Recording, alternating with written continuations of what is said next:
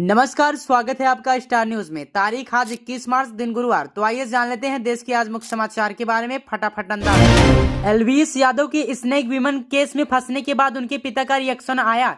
उनका कहना है कि सब मेनका गांधी की वजह से हुआ है। अब खुशी मिल गई हो तो रहम करें। बिहार में लोकसभा चुनाव के लिए एनडीए में सीटों का बंटवारा हो गया है। बीजेपी 17 सीटों पर चुनाव लड़ेगी, जबकि जेडीयू 16 सीटों पर चुनाव लड़ेगी।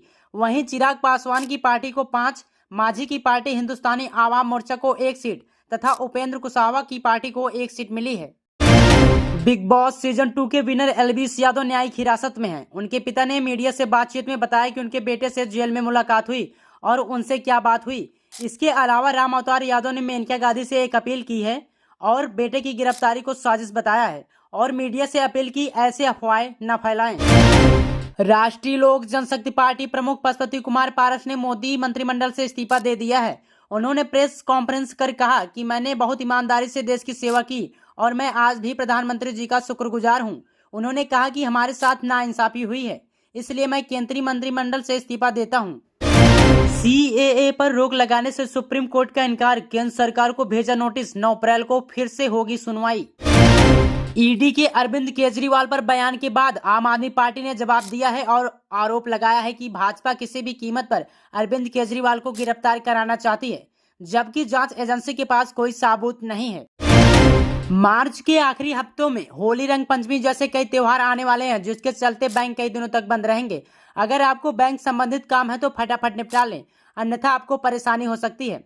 आइए जानते हैं कब कब बैंक बंद रहेंगे।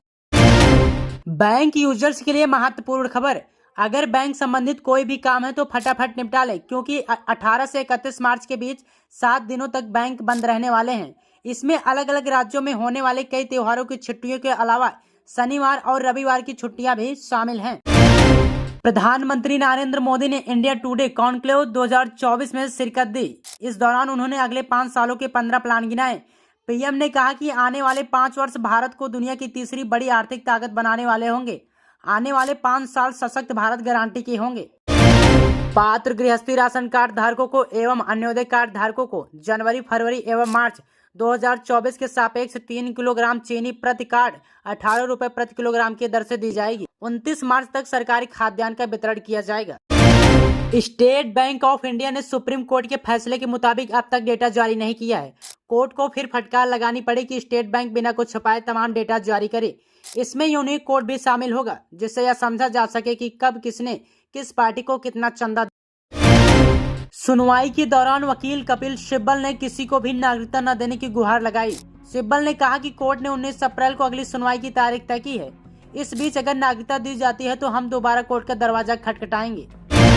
दक्षिण भारत में भाजपा को कर्नाटक, तेलंगाना में तो सफलता मिल चुकी है, तो टीडीपी और जनसेना के सहारे इस बार वह आंध्र प्रदेश में 3 से 4 सीटों पर जीत दर्ज कर सकती है।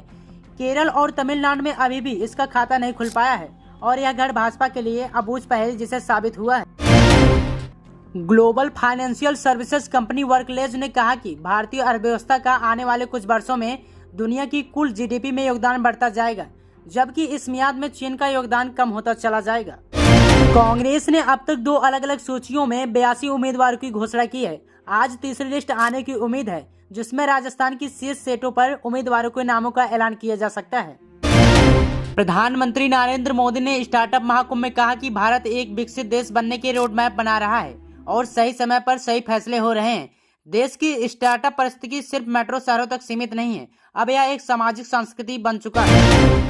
बीजेपी की लिस्ट से पहले ही वरुण गांधी ने पीलीभीत में खरीदवाए 4 सीट नामांकन पेपर, निर्दलीय से लड़ सकते हैं चुनाव। प्रधानमंत्री मोदी ने वादा किया कि वह तीसरे कार्यकाल में भारत को दुनिया की तीसरी बड़ी अर्थव्यवस्था बनाएंगे। उन्होंने कहा कि स्टार्टअप भारत की प्रगति में बड़ी भूमिका। इलेक्ट्रॉल बॉन्ड डेटा से मचा हड़कंप, 16,000 करोड़ हुए इधर से उधर।